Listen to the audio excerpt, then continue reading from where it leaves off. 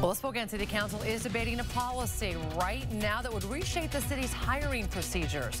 The council expected to vote on whether to require businesses to remove the checkbox on job applications that asks applicants if they have a criminal record. KXLY4's Ariana Lake joins us now from outside City Hall to break down what's known as the ban, the box, and its impact. Ariana?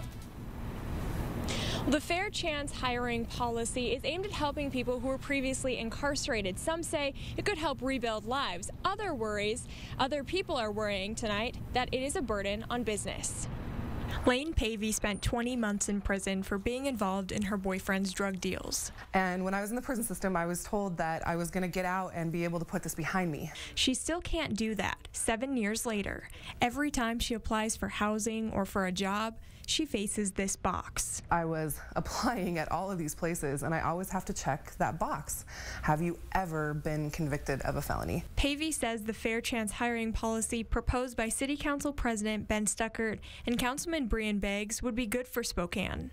There's a lot that happens in a person's life in 7 years that makes it really difficult for me to constantly be defined by my felony conviction as opposed to all of the other good things that I've done and attempt to do every day. The Fair Chance hiring policy would remove the checkbox on job applications that asks if you have a criminal history.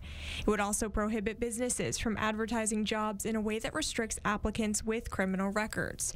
Greater Spokane Incorporated CEO Todd Milkey said GSI isn't concerned with the council's goal, but he believes state leaders should handle the policy and that there are other options that can be implemented locally. I think with some intensive case management, those folks can find employers that are willing to take a chance, get their foot in the door, and be able to move past some of those red flags that have maybe prevented them from employment in the past. Milkey worries that adding more regulations would deter businesses from coming to Spokane. If there's a perception that we place more regulatory burdens on businesses than other communities, they will go to other communities instead of to this region. This policy would not apply to positions with unsupervised access to minors and vulnerable people, positions in law enforcement, and other agencies required to consider criminal backgrounds.